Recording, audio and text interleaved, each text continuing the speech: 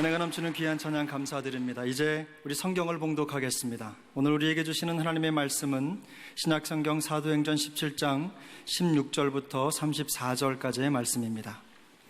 그 중에 16절부터 25절까지의 말씀을 저와 함께 교독하시겠습니다. 16절입니다. 제가 먼저 읽겠습니다.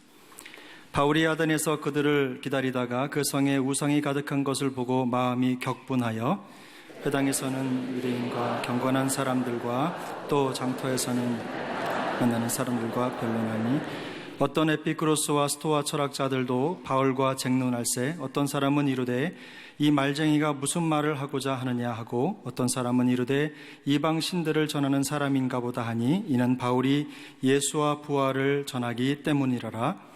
이를 붙들어 아레오바고로 가며 말하기를 내가 말하는 이 새로운 가르침이 무엇인지 우리가 알 수 있겠느냐.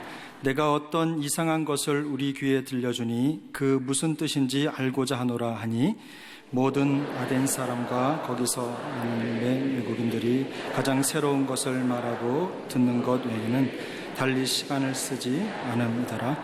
바울이 아레오바고 가운데 서서 말하되 아덴 사람들아 너희를 보니 범사에 종교심이 많도다. 내가 두루다니며 너희가 위하는 것들을 보다가 알지 못하는 신들에게라고 새긴 단도 보았으니 그런즉 너희가 알지 못하고 위하는 그것을 내가 너희에게 알게 하리라. 우주와 그 가운데 있는 만물을 지으신 하나님께서는 천지의 주제시니 손으로 지은 전에 계시지 아니하고 또 무엇이 부족한 것처럼 사람의 손으로 섬김을 받으시는 것이 아니시니 이는 만물에게 생명과 호흡과 만물을 주시는 이심이라. 아멘. 할렐루야. 오늘 말씀의 제목은 사도행전 강의 계속해서 지성인에게도 예수님이 필요하다.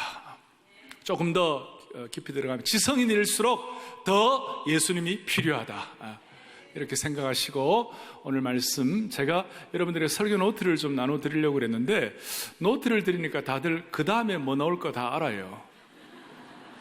그래서 안 되겠어요. 그래서 뭐 필요하면 또 나눠드리겠지만 오늘은 제가 나눠드리는데 영상 노트를 나눠드리겠습니다. 그러니까 영상으로 나오는 것들 여러분들이 잘 보시고 오늘 조금 따라오시고 이렇게 하면 좋겠고, 오늘 말씀을 듣는 가운데 오늘 말씀이 보링하다, 오늘 말씀이 조금 졸립다, 오늘 말씀이 지루하다 이렇게 자꾸 생각이 되시면 내가 지성적이지 않구나 이렇게 생각하시면 돼요. 내 지성이 좀 약하구나 이렇게 생각하시면 돼요. 오늘 한번 여러분 테스트 한번 해보시면 좋겠어요. 제가 이런 말씀을 드리면 나는 남들만큼 공부를 다 못했는데, 남들만큼 내가 다 지식이 없는데, 나는 지성인이 아닌데 이 말씀이 내게 합당한가 그렇게 생각할지 모르지만 아니에요. 우리 모두는 다 하나님께서는 사람을 창조하실 때 지성이란 건 뭐예요? 제대로 된 것을 사고할 수 있도록 만들어주신 그것이 지성이에요. 그리고 제대로 된 것 제일 사고해야 할 제일 중요한 것이 뭐냐면 하나님을 아는 지식이에요. 그러니까 세상적으로 아무리 똑똑한 분들이라 할지라도 하나님을 모르면 그건 헛똑똑이에요. 그러니까 그런 차원에서 제가 그래 해놓았어요. 오늘 영상 첫 번째 뭐라고 했냐면 정도의 차이가 있지만, 읽어보겠습니다. 정도의 차이가 있지만 모든 사람은 지성을 소유하고 있다. 예수 믿으면 성령이 우리를, 이 참 놀라운 말씀인데 다 함께 로마서 12장 2절을 같이 읽습니다. 너희는 이 세대를 본받지 말고 오직 마음을 새롭게 함으로 변화를 받아 하나님의 선하시고 기뻐하시고 온전하신 뜻이 무엇인지 분별하도록 하라 그랬어요. 저기에 이 세대를 본받지 말고 그 다음 마음의 줄을 그으세요. 오직 마음을 새롭게 함으로. 저 마음을 새롭게 한다는 말의 헬라 원어는 뭐냐면 우리의 지식을 새롭게 하라, 우리의 지성을 새롭게 하라 그거예요. 예수 믿으면 우리가 본래 하나님께서 우리를 지을 때 의와 진리와 거룩함으로 지으셨어요. 근데 우리가 불순종함으로 말미암아 그 생각하는 것, 이것이 좀 많이 훼손되긴 했지만 그래도 우리는 하나님께서 생각할 수 있는 존재로 만들어 놓으신 거예요. 조금이라도 우리는 다 지성이 다 있어요. 그래서 오늘 바울은 하나님 안에서, 본래는 바울이 되게 똑똑했어요. F.F. 브루스 같은 당대 최고의 신학학자가 뭐라고 얘기하냐면 바울은 아마 지금으로 말하면 12개 이상의 학위를 가져도 될 만한 사람이다. 어떤 분은 20개 이상의 학위를, 수사학, 논리학, 철학, 사학, 그 다음에 무슨 변증학, 여러 가지 학위를 다 해도 될 만한 사람인데, 바울이 예수 믿고 난 다음에 지성이 그에 새롭게 된 거예요. 새롭게 돼가지고 오늘 18절에 보면 어떤 내용이 나오면 어떤 에피쿠로스 학파와 스토아 철학자, 두 철학자가 있어요. 이 에피쿠로스 철학과 그 다음에 스토아 철학은 오늘 이 시대의 지성의 두 근간을 이루는 것이에요. 그때도 그랬고 지금도 그래요. 이런 것들을 좀 내용을 놓고 바울은 새로운 지성으로, 하나님이 주신 변화된 지성으로, 하나님을 아는 지성으로, 하나님이 어떤 분이신지를, 창조주 하나님에 대해서 아는 그 지성으로 그렇게 이들을 향하여 복음을 강력하게 선포하신 거예요. 그러니까 오늘 우리가 다시 한번 내가 아는 하나님은 어떤 하나님인가, 내 머릿속에 있는 하나님에 대한 나의 생각과 나의 집중력은 어떤가 한번 좀 정리를 하면 좋겠어요. 그리고 오늘 이 말씀 가운데 23절이 요절인데 23절 좀 보세요. 23절에 내가 두루다니며 너희가 위하는 것들을 보다가 23절 그 다음 뭐라고 나와 있습니까? 알지 못하는 신에게라고 새긴 단도 보았으니 그런즉 너희가 알지 못하고 위하는 그것을 내가 너희에게 알게 하리라. 뒤에 보세요. 그런즉 너희가 알지 못하고 위하는 그것을 내가 너희에게 알게 하리라 그랬어요. 하나님이 어떤 분이신가? 지금 예수 믿는 세계이든 예수 믿지 않는 세계이든 최고의 지성인 중에 한 분이 C.S. 루이스예요. 근데 그 C.S. 루이스가 본래 30살 될 때까지는 무신론자였어요. 그런데 J.R. 톨킨이라고 그러면 아시죠? 반지의 제왕. 그 기독교 작가인데 그 J.R. 톨킨이라든지 기독교 지성인들하고 같이 교류를 하다가 서서히 아하, 창조주 하나님이 계시구나. 하나님이 조물주가 계시구나. 그런 데 대해서 하다가 어느 날 출애굽기 3장 14절을 읽다가 깨진 거예요. 출애굽기 3장 14절이 뭔지 아세요? 읽어봅니다. 하나님이 모세에게 이르시되 나는 스스로 또 이르시되 너는 이스라엘 자손에게 이같이 이르기를 스스로 있는 자가 나를 너희에게 보내셨다 하라. 이걸 읽다가 이 C.S. 루이스가 하나님이 스스로 있다, 이게 가슴에 막 꽂힌 거예요. I am that I am. 이것이 마음에 꽂힌 거예요. 하나님에 대해서 생각할 때마다 나는 스스로 있는 자다라는 이 말씀이 그의 영혼을 흔들어 놓은 것이, 루이스처럼, C.S. 루이스처럼 반석처럼 강인한 무신론적 영혼이 나는 스스로 있는 자라는 하나님의 말씀에 의해 깨어지고 부스러뜨려진 것이. 그래서 나는 스스로 있는 자라는 이 하나님의 존재 방식이 루이스의 작품 속에서 계속 드러나는, 그러니까 C.S. 루이스는 자기 얘기를 많이 하지 아니하고 스스로 있는 하나님이라면 어떻게 말씀하실까, 그 내용들을 많이 나누고 있어요. 그래서 여러분, 진짜 지성인이라면 스스로 계신 하나님, 창조주 하나님을 어찌 믿지 않겠어요? 오늘 이 사회의 삼라만사, 이 모든 질서들, 봄, 여름, 가을, 겨울, 우주의 사계절, 우주의 별들, 이 모든 것들 질서 있게 움직이고 지구가 자전공전한 이 모든 것들을 보면서 우리가 정말 제대로 지성을 가진 사람이라면 이게 다 우연이 됐다, 갑자기 던져졌다, 이거이 말도 안 되는 얘기죠. 우리는 세상에 똑똑한 사람들이 깨닫지 못하는 이 하나님을 깨닫게 하신 주님을 찬양합니다. 그래서 아까 23절에 거기에 있는 것처럼 알지 못하고 위하는 그것을 내가 너희에게 알게 하리라. 여기서 비롯된 내용 가운데 우리 젊은이들 시절에 청년 시절에 선교단체에서 슬로건처럼 한 것이 있어요. 그것이 뭐냐면 예수 그리스도를 알고 그를 알게 하라. To know Christ and to make Him known. 이런 글이 있어요. 그리스도를 알고 그를 알게 하라. To know Christ and to make Him known. 어떻게 보면 이것이 지성의 근간이 아닌가 싶어요. 사랑하는 교우들이여, 우리가 제대로 된 영적 지성을 가졌다면 주님을 더 깊이 알아가는 것이 참된 지성인 줄로 믿으셔야 하는 것이에요. 그리고 또 우리가 제대로 하는 역할이라면 다른 사람에게 예수님이 누군가를 알려주는 것이 참된 지성인의 역할이라고 믿는 것이에요. 물론 차이는 좀 있어요. 세상적인 지식의 축적의 차이는 있어요. 그러나 그것도 요새는 별 차이도 없어요. 웬만하면 다 스마트폰에 다 넣어갖고 다니니까 치면 다 나오잖아요. 사부예배 때 보면 젊은이들 가운데 숙이고 있는 사람들이 많아요, 고개를. 왜냐하면 제가 하는 말이 진짜인가 계속 검색을 하는 거예요. 진짜인가. 그래서 제가 자주 고개를 들라, 제가 그러게 고개를 들고 하나님을 바라보라. 차이가 세상의 지식 축적의 차이는 좀 있을지 모르지만 참된 지식은 to know Christ, 예수 그리스도를 알고 또 참된 역할은 예수 그리스도를 알게 하는 그것이 참된 역할이에요. 사랑의 교회는 대한민국의 최고의 지성의 요람이라는 저 대법원 앞에 있습니다. 저 대법원은 지식의 축적의 보고입니다. 그리고 이 자리는 테헤란로의 출발점이에요. 여기는 좀 영어로 그런 얘기를 하는 사람들은 sophisticated, 아주 sophisticate한 장소이다. 그건 무슨 말이냐? 현학적이고 철학적이고 똑똑하고 명석한 사람들이 많이 걸어다니는 곳이다.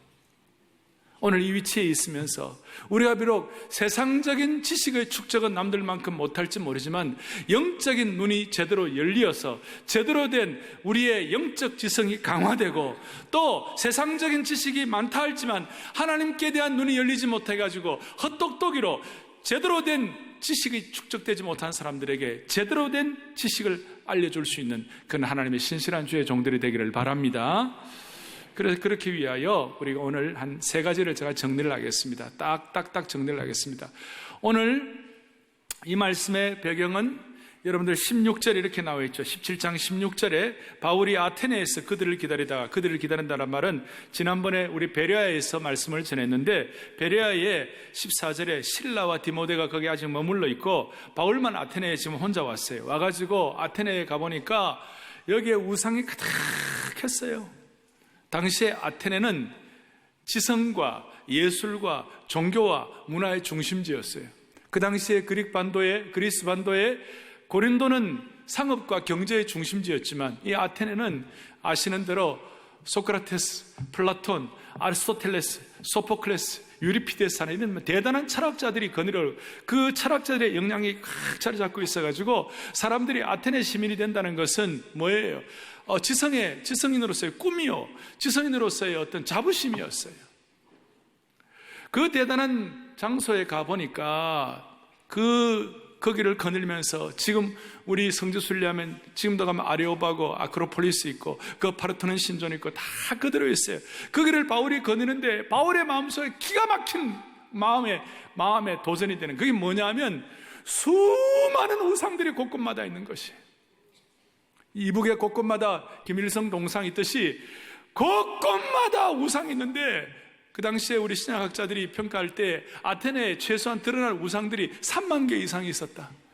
그래서 사람 찾는 것보다 우상 찾는 것이 더 쉬웠다라고 말할 정도로 우상이 곳곳마다 있었어요. 그런데 그 우상을 보고 참된 지성인이라면 그리스도인의 지식이 참되게 강화되기 위해서라면 어떻게 해야 되는가? 우리 입장에서 볼 때 그걸 보고 바울이 그냥 가만히 그렇구나, 참 저 우상은 잘 대리석으로 잘 이렇게 깎았네, 뭐 이렇게 하는 것이 아니에요. 바울이 16절에 그 우상들을 보면서 어떻게 했느냐? 우상이 가득한 것을 보고 16절 뒤에 마음에 뭐예요? 격분이 되었다.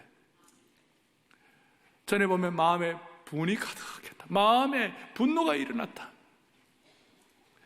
여러분, 우리 진정한 지성이란 건 뭐예요? 오늘 첫 번째 얘기하고 싶은 것은 예수 없는 영혼과 우상 숭배를 대해서 안타깝고 분한 마음이 필요한 것, 그것이 진짜 지성이에요.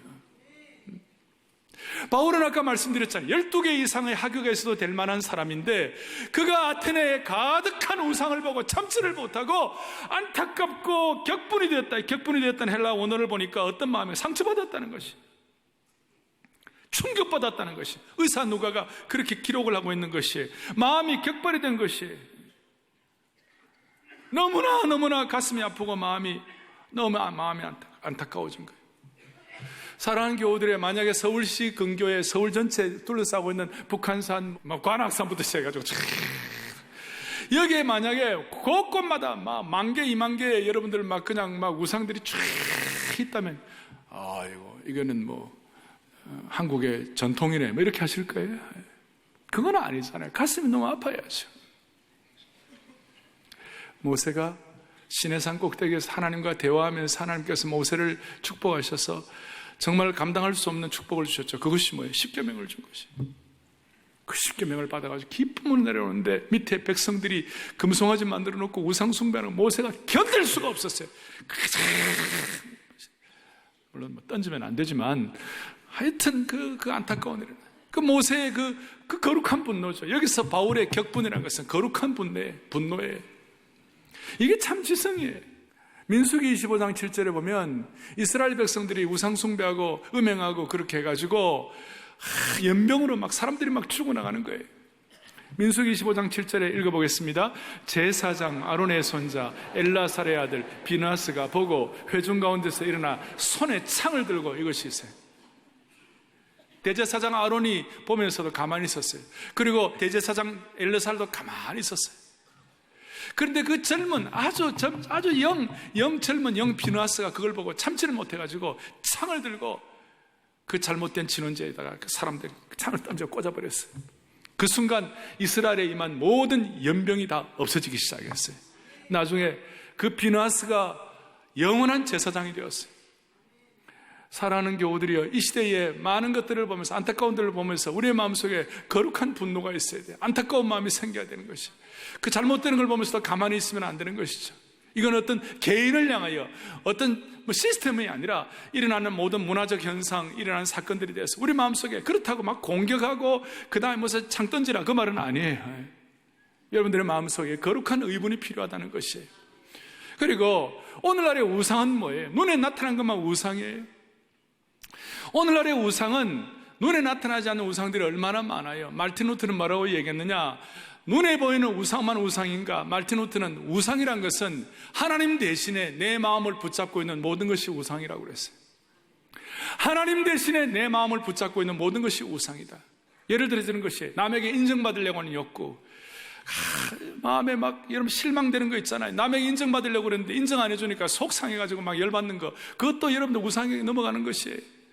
거기에 대해서 우리 나름대로 거룩한 판단이 필요한 것이에요. 그래서 오늘 우리 삶 살아가는 건데 고통도 있고 어려운 환경도 있어가지고 그 고통과 그 환경 때문에 뭐 내 자신만을 집중하거나 환경을 바라보는 것이 아니라 주님만을 더 바라보게 된다면 그것은 여러분들의 거룩한 영성과 지성을 강화시키는 것이에요. 예수님을 계속 신뢰할 수밖에 없는 그런 상황, 그것은 우리로 하여금 참으로 영적으로 성공하게 만들어 주시는 것이에요. 그러니까 첫 번째 우리가 생각할 것은 그것이에요. 우리의 지성이 강화되고 믿지 않는 자들에게 하나님의 지성을 선포하려면 우리가 거룩한 의분이 필요하다. 우상 숭배에 대해서 거룩한 의분이 필요하다. 눈에 보이는 우상뿐만 아니라 보이지 않는 우상에 대해서도 우리는 민감해야 한다. 두 번째로 생각할 것은 오늘 18절에 보니까 이 땅에 있는 두 가지 사상의 영향, 이 땅의 사고방식이 있어요. 그래서 두 번째로는 이 땅의 사고방식에 더 이상 영향을 받지 말아야 하는 거예요. 이 땅의 사고방식은 두 가지예요. 첫째는 에피쿠로스 학파예요. 18절에 나타나 있죠. 어떤 에피쿠로스와 그 다음에 스토아 철학자, 스토아 학파예요. 이 두 학파가 바울과 쟁론하고 바울과 이제 지성적 투쟁을 하는 거예요. 그런데 어떤 사람은 이르되 이 말쟁이가 무슨 말을 하느냐? 이 어떤 사람이 에피쿠로스 학파의 반응은 이 말쟁이가 무슨 말을 하느냐? 그 다음에 어떤 사람이 이르되 이방 신들을 전하는 사람인가 보다. 스토아 학파 사람들은 바울을 보고 이방 신들을 전하는 사람인가 보다 이렇게 반응을 했어요. 그런데 18절에 이는 바울이 예수와 부활만을 전하기 때문이라 그랬어요. 기가 막힌 말씀이에요. 이 땅에 있는 수많은 흐름들이 있어요. 그러나 그 많은 철학적 사조, 세상의 문사철의 모든 방향들, 이 시대의 사회적인 사고방식들이 다 있습니다만은 그 있는 것을 크게 나누면 두 가지. 하나는 에피큐리안, 또 하나는 스토안, 에피큐로스 학파, 아니면 스토아 학파. 둘 중에 하나예요. 그리고 우리들도 거기에 대해서 우리의 마음에 호불호가 있는 것이에요. 에피큐로스 학파라는 것은 무신론자들이에요. 현세주의자들이에요. 에피쿠로스 학파 써놨어요. 첫째, 시작. 에피쿠로스 학파는 읽어보겠습니다. 쾌락주의자들이고 무신론자들이었다. 하나님의 존재를 부인하고 사후세계도 부인하고 내세도 없고 현세만 있다. 정신적, 현세적 쾌락주의자이다. 이 에피쿠로스 학파라 해갖고 다 쾌락해가지고 노세 젊은세 그것만 다 하는 것이 아니에요.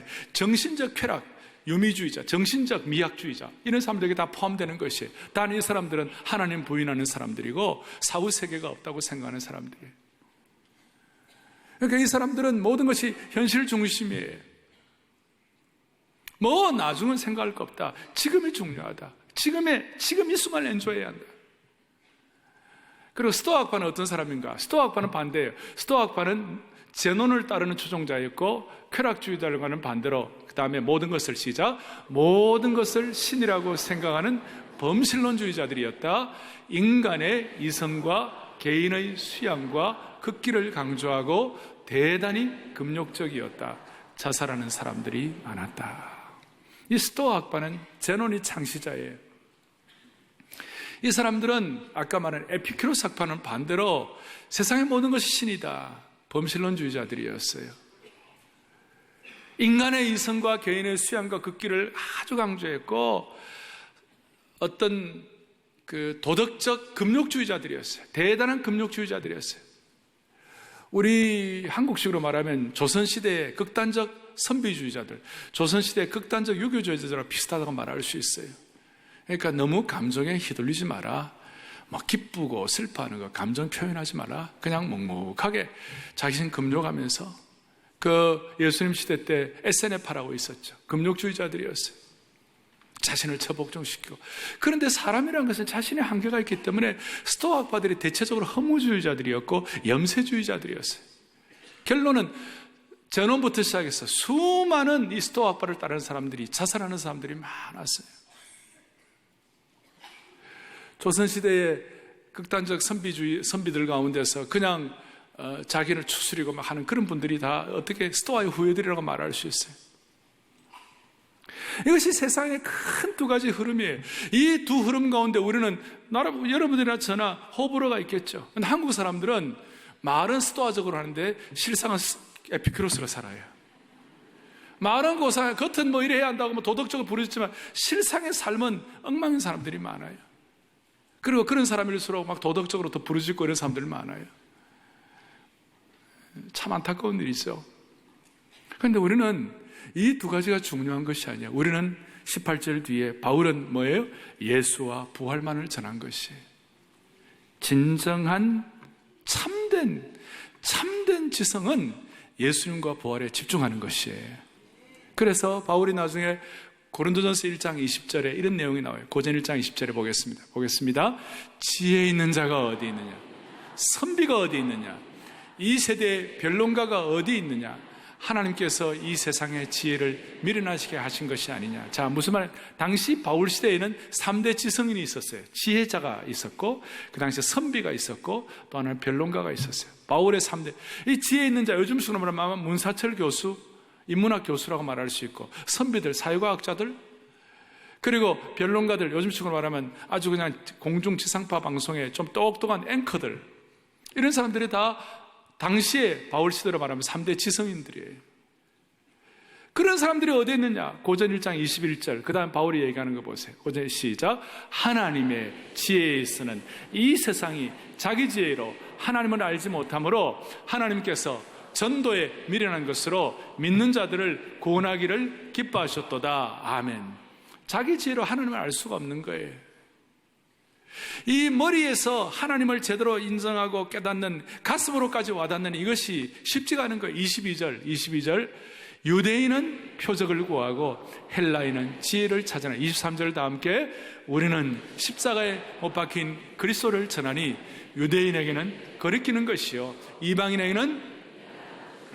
사랑하는 교우 여러분, 오늘 이 세상은 에피큐로스 학파, 스토아 학파, 이 세상은 표적과 이 세상은 세상적 지혜를 구하지만 우리는 십자가에 못 박힌 예수 그리스도, 부활하신 예수 그리스도를 집중하는 것이 참된 지성인 줄로 믿습니다. 우리가 머리를 알고 지식을 안다는 것은 이 땅에 몇 가지 진리가 있죠. 물리적인 진리, 자연과학적인 진리가 있어요. 예를 들어서 물이 뭐냐? 물은 H2O로 구성되어 있다. 이것은 자연적이고도 과학적인, 물리적인 진리예요. 이거 우리가 부인하잖아요. 또 이 땅에 사회과학적인 진리가 있어요. 예를 들어서 인간은 다 평등하다. 그것 다 진리예요. 그런데 오늘 우리의 지성은 뭐냐? 이 땅에 있는 자연과학적인 진리, 사회과학적인 진리 다 중요하지만 그 두 진리보다도 더 한 걸음 뛰어는 생명과 복음의 진리에 눈이 띄어지지 않으면 아무리 사회과학적인 진리, 아무리 자연과학적인 진리를 많이 아는 똑똑한 지성인이라도 복음적인 진리를 모르면 자기 운명을 스스로 해결할 수가 없는 것이에요. 죽음의 문제, 죄의 문제, 허무의 문제를 결코 해결할 수 없어요. 그래서 제가 이렇게 썼어요. 같이 읽어보겠습니다. 우리가 믿는 진리는 물리적인 진리, 사회적인 진리를 뛰어넘는다. 물리적인 진리나 사회적인 진리를 모른다고 해도 인간의 운명에는 영향을 끼치지 않지만 복음적인 진리를 모르면 영원한 운명이 결정된다. 아멘. 여러분, 오늘 우리에게 이 복음적인 진리를 통하여 참된 지적인 머리를 깨닫게 붙여주심으로 말미암아 하나님을 알게 하신 주님을 찬양합니다. 그래서 바울이 얘기한 게 그거예요. 사회과학적인 진리 부인하지 않는다. 자연과학적인 진리 부인하지 않는다. 그런데 너희들은 정말 제대로 된 복음적인 진리에 대해서, 예수와 부활에 대해서 알고 있느냐? 하나님에 대해서 알고 있느냐? 그렇게 하면서 지성을 도전하는 것이에요. 그래서 오늘 세 번째, 제일 중요한 것이에요. 자, 첫 번째 제가 뭐라고 그랬죠? 거룩한 분노가 필요하다. 두 번째는 우리 세상의 가치관에 영향받으면 안 된다. 그렇게 하고 난 다음, 이제 바울이 지성인들에 대한 설교 가운데 최고의 설교를 하고 있는 것이에요. 어떻게 설교를 하는가? 17장 22절 이렇게 말합니다. 21절에 아테네 사람들과 거기 있는 사람들이 지성과 새로운 것을 추구하는 그거 외에는 시간 안 쓴다고 그랬어요. 그런 사람들 앞에 놓고 22절 바울이 아레오바고 가운데 서서 말하되, 지금 그리스로 말하면 파르테논 신전 밑에 있는 그 언덕이 있어요. 그 아크로폴리스 언덕에 서서 말하되, 너희를 보니 범사에 종교심이 많도다. 이제 지금부터 바울이 지성인들에게 설교를 하는데, 어떻게 보면 지상에서 가장 강력한 지성인을 향한 도전 설교를 하는 것이에요. 23절에 내가 두루다니며 너희가 위하는 것들을 보다가 알지 못하는 신에게라고 하는 책임단도 보았으니, unknown to God, 말이 되느냐고. 알지 못하는 신에게 하면서 제단을 쌓는 이런 바보 같은 짓이 어디에 있느냐고. 그런즉 너희가 알지 못하고 위하는 그것을 내가 너희에게 알게 하리라. 아까 제가 처음 말씀드린 대로 to know Christ and to make him known.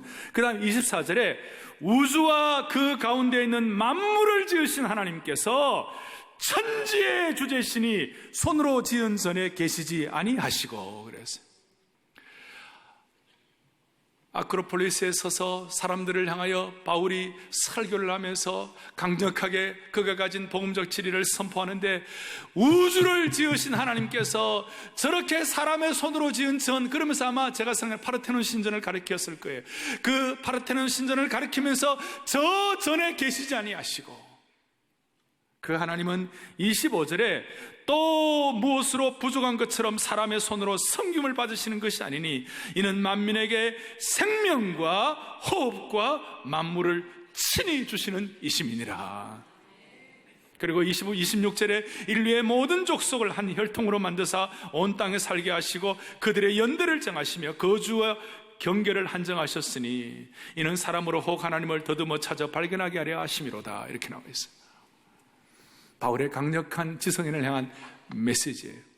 그 바울이 깨달은 스스로 계신 하나님에 대해서 C.S. 루이스가 고백하는 하나님, 오늘 저와 여러분들이 고백하는 하나님이 다 있습니다만은 그 하나님에 대해서 우리가 공통적으로 바울 시대 이후에 같이 고백해야 할, 우리의 지성과 우리의 생각을 가지고 집중해야 할 하나님 어떤 하나님이신가? 먼저 24절에 우주와 그 가운데 있는 만물을 지으신 하나님. 첫 번째는 창조주 하나님. 창조주 하나님. 창조주 하나님. 이 하나님이 우리를 지으신 하나님이신 줄로 믿습니다. 이 하나님은 우리에게 어떻게 하시는가? 공급하시는 하나님이시는 거예요. 두 번째로 25절 뒤에 이는 만민에게 생명과 호흡과 만물을 친히 주시는 하나님이시다. 공급하신 하나님이에요. 자, 하나님은 창조주 하나님은 우리를 만드시고 우리를 적당히 만들지 않으시고 하나님 형상대로 창조하시고 그 형상대로 창조하시고 난 다음에 하나님의 창작품, 걸작품, 기대거리로 만들으신 하나님이심을 믿고 찬양합니다. 하나님 창조하신 거예요. 그리고 창조하시고 난 다음에 이 하나님이 우리를 그냥 내팽개치지 않으시고 공급하신 하나님이심을 믿고 감사하다 이 말이에요. 야고보서 1장 17절에 있는 것처럼 온갖 좋은 것, 각양은사, 이 모든 귀한 것들이, 읽어볼까요?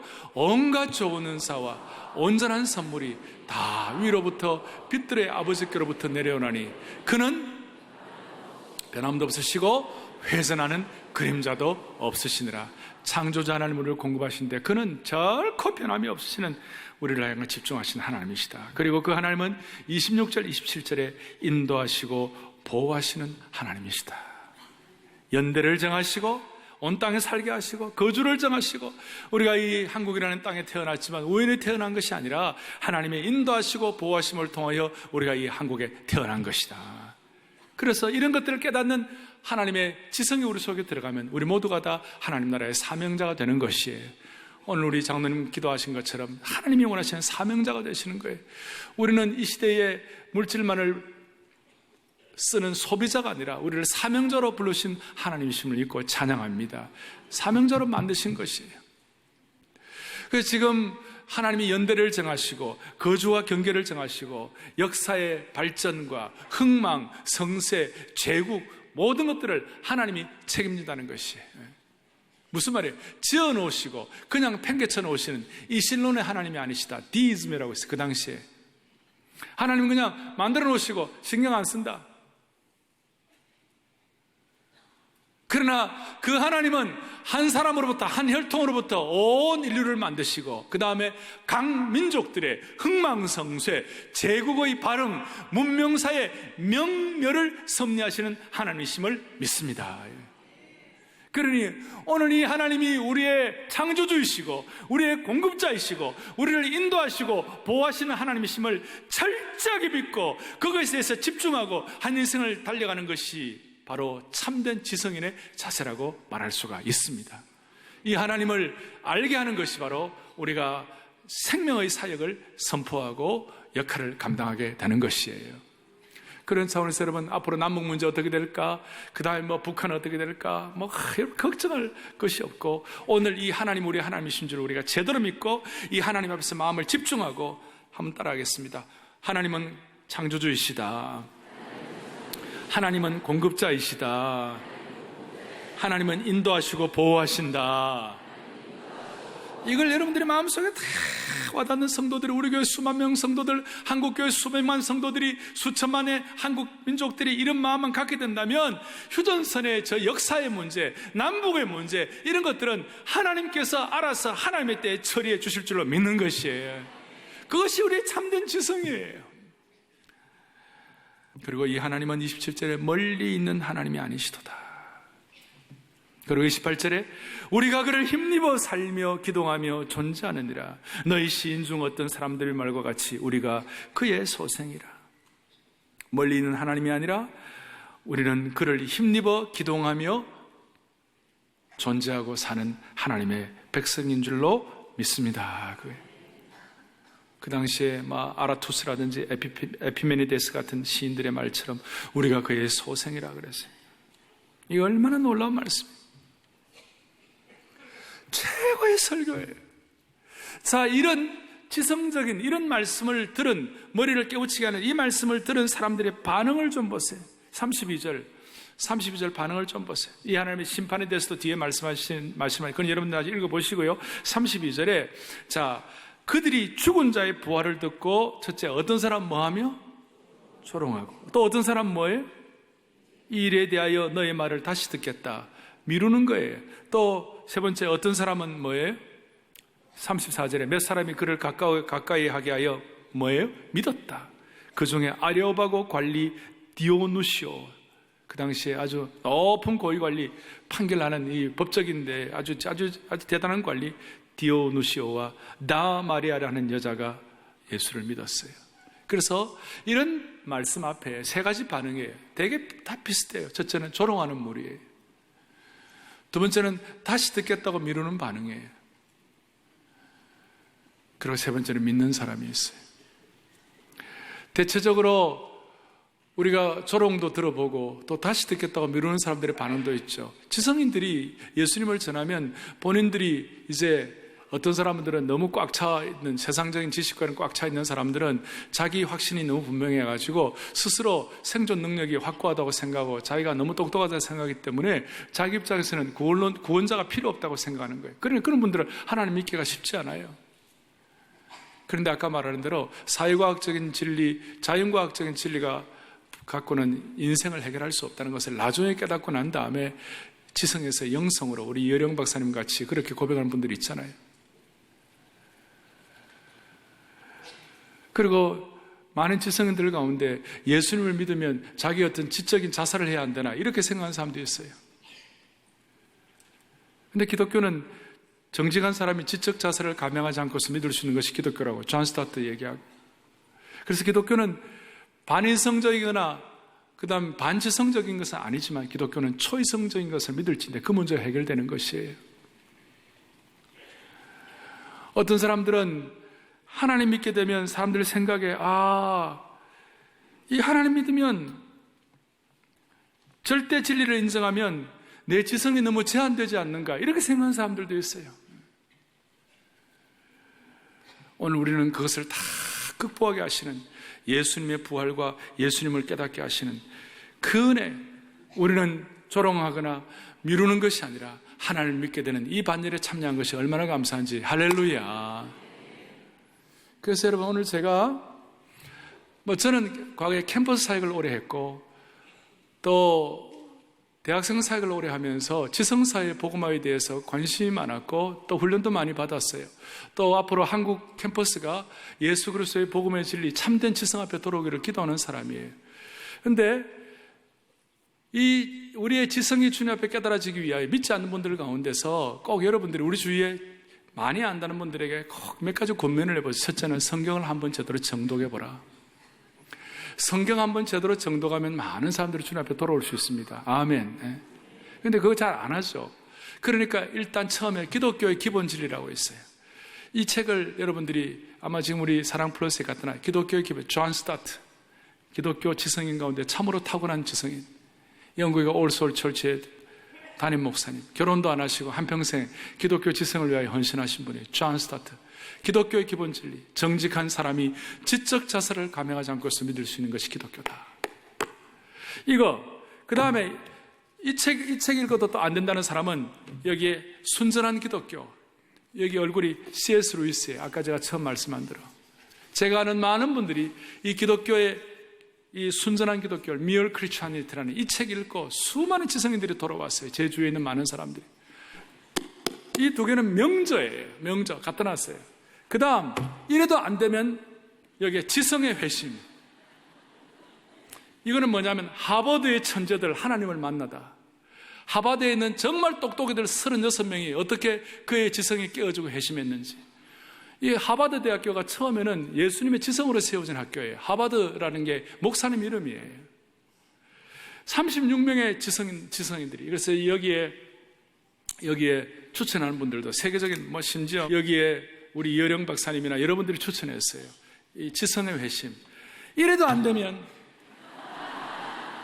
우리 교회 국제재자원에서 나온 기독교 변증이나 알리스트 맥그라스, 대단한 분이에요. 옥스퍼드 지금 교수신데 알리스트 맥그라스. 이분은 원래 과학자였어요. 근데 나중에 이 성육신적 변론을 하고 있어요. 너무 괜찮아요. 이제 진짜 중요한 거 하나 말씀드리려고 그래요. 저희 교회와 같은 비슷한 정신으로 있는 교회 중에 하나, 미국의 뉴욕의 리디멀 철치라고 있어요. 그리고 젊은 지성에게 존경받는 팀 켈러 목사님이라고 계세요. 그 교회는 이 지성인들이 예수 믿어야 된다. 머리가 이렇게 돌아가는 분들이 주님 앞에 깨어져야 한다고 그래서 이 지성인들에게 복음이 전해질 수 있도록 일터에서 학자로서 그 다음에 내가 직업을 가진 사람으로서 어떻게 내 지성을 가지고 하나님을 더 신뢰하고 삶의 현장에서 주님 앞에 자신을 제대로 드리면서 소명자로 살아갈 수 있는가. 그걸 위하여 Theology of Work이라고 해서 Theology of Work ORG라고 www Theology of Work 그러니까 일의 신학 거기에서 메뉴에 들어 코리안 딱 선택하면 거기에 학자는 어떻게 할 것인가 비즈니스맨은 어떻게 할 것인가 이런 것이 다 나와요. 제가 이걸 쭉 한번 봤어요. 보니까 너무 괜찮아요. 그래갖고 제가 저희 교회 웹사이트에다 이걸 걸어 놓았어요. 그러니까 오늘 마치고 가실 때 벌써 젊은 애들 벌써 찾는 사람이 있어요. theologyofwork.org 여기 들어가셔서 보시면 다 주님 앞에 돌아올 수 있어요. 우리 주위에 세상에 똑똑하다고 하는 그러나 실제로 물리적인 지식, 물리적인 진리, 사회과학적인 진리에만 충만해가지고 생명의 진리, 복음적 진리에 대해서 눈이 열리지 않는 그런 분들을 향하여 하나님께 쓰임받는 거룩한 주의 종들 되기를 바랍니다. 자, 오늘 마지막 적용을 하겠습니다. 지성인들에 대해서 우리가 이 복음을 두려워하지 마십시다. 첫 번째, 두려워하지 마십시다. 아테네 사람들은 바울을 보고 말쟁이라고 그랬어요. 에피크로스파들은 말쟁이라고 그랬어요. 그리고 스토아 학파들 사람들은 넌 뭐 또 다른 신천하네, 그런 식으로 폄하했어요. 그런데 두려워하지 마십시다. 두 번째로 반대를 예상합시다. 반대가 있어요. 왜? 진리이니까. 너무나 우리는 익스클루시브하고 너무나 우리는 진리는 독점적이잖아요. 그러니까 거기에 대해서 싫어해요. 세 번째, 그럴수록 우리는 더 예수님께만 집중할 수 있는 그런 축복을 주시기를 바라는 것입니다. 그래서 제가 마지막으로 이렇게 써놓았어요. 예수님 없는 지성. 시작. 예수님 없는 지성, 학위, 스펙, 신분은 영적인 눈을 어둡게 하는 도구가 될 수 있다. 그러나 예수님의 손에 올려진 지성, 학위, 스펙은 복음 전파의 도구가 될 수 있다. 아멘. 예수님 없는 지성은 오히려 영적인 눈을 어둡게 할 수 있지만, 그러나 예수님의 손에 들여진 지성은 복음 전파의, 생명 전파의 도구가 될 수 있는 줄로 믿습니다. 그리고 다섯 번째, 중요한 거예요. 시작. 예수님이 있으면 모든 것이 100점이 되지만 예수님이 없으면 모든 것이 0점이 된다. 제가 빵점이라고 말하고 싶은데 좀 지성적으로 말하고 싶어가지고. 그 다음에 시작. 즉 돈도 없고 지식, 학벌도 없고 지위가 없어도 예수님이 있으면 100점 인생. 그러나 돈이 있고 지식이 있고 학벌이 있어도 예수님이 없으면 영적인 면에서 0점, 빵점인 인생이 되는 것이. 할렐루야. 오늘 이런 마음을 가지고 마지막으로 제가 드리고 싶은 말씀이 이거예요. 하나님, 우리가 이런 은혜가 있으면 우리가 하나님의 진리를 변호하는 것이 아니라, 읽어보겠습니다. 우리가 하나님의 진리를 변호하는 것이 아니라 하나님의 진리가 우리의 신앙을 변호하게 될 것이다. 아멘. 하나님의 진리가 우리의 신앙을, 우리의 영성과 지성을 변호하는 그런 축복을 허락해 주실 것입니다. 사랑하는 교우들이여, 저는 오늘 바울의 그 12가지 이상의 박사학위를 가질 수 있었던 그 바울이 마지막에 예수님과 부활만 집중했다고 그랬습니다. 따라서 이 아테네의 복잡하고도 미로처럼 얽혀진 아테네의 지성의 길은 예수님의 십자가와 부활의 길을 통하여 은혜의 대로를 새롭게 발견해야만 할 것입니다. 저는 머리가 이렇게 복잡해지고 이럴 때마다 주님을 묵상할 때, 주님을 특별히 집중하고 묵상하는 찬송을 할 때 하나님께서 붙잡아 주신 것을 많이 경험합니다. 제 주위의 수학자들, 제 주위의 자연과학자들이 어떨 때는 예수님을 묵상하고 예수 예수 거룩하신 나의 주님 예수. 지성의 종점은 예수 그리스도의 십자가와 부활과 예수님 자체인 줄로 믿습니다. 가슴에 손을 얹겠습니다. 하나님 아버지, 감사합니다. 지성의 주인이신 주님을 더 알아갈수록, 우리가 영적으로 우리가 더 성장할수록 우리의 영적 지성이 더 발달될 줄로 믿습니다. 바울이 느꼈던 것처럼 예수님 없고 우상 숭배하는 데에 대해서 거룩한 이 시대의 분노가 우리에게 회복되게 하여 주시옵소서. 세상의 사고방식에 영향받지 말게 하여 주시고, 창조주 하나님, 공급하신 하나님, 인도하신 하나님과 함께 동행하며 하나님께 큰 영광 돌리는 우리 온 성도들로 삼아 주옵소서. 우리 주 예수 그리스도를 받들어 간절히 기도 올리옵나이다. 아멘.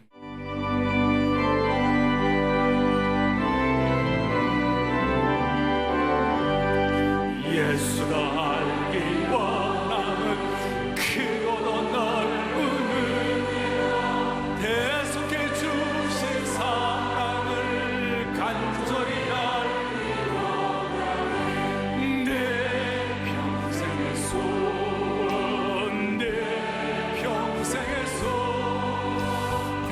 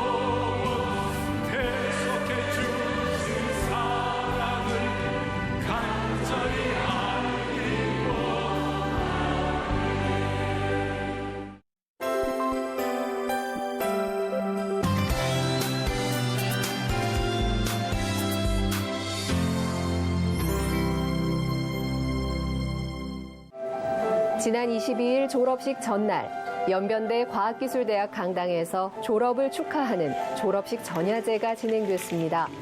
재학생과 졸업생, 동문, 교수진들이 함께한 행사에서 노래와 연주 등 다양한 공연을 함께 보며 대학 생활을 추억하는 시간을 가졌고 사랑으로를 함께 부르며 졸업 후에도 학교에서 배운 사랑으로 세상을 품을 것을 다짐했습니다. 다음 날 아침 사랑의 교회 방문단은 연변대 과학기술대학의 교수로서 섬김을 다한 후 소천하신 분들의 공동 묘원에서 추모 예배를 드렸는데요. 끝까지 학생들을 사랑으로 품었던 그분들의 헌신적인 삶을 기리고 유가족들을 위해 기도하는 시간을 가진 후 졸업식장으로 향했습니다. 재학생들의 사물놀이를 선두로 오정현 이사장과 김진경 총장 등 학교 관계자들이 단상에 오르고 졸업생들이 자리한 가운데 뉴스트의 제20회 졸업식이 시작됐습니다.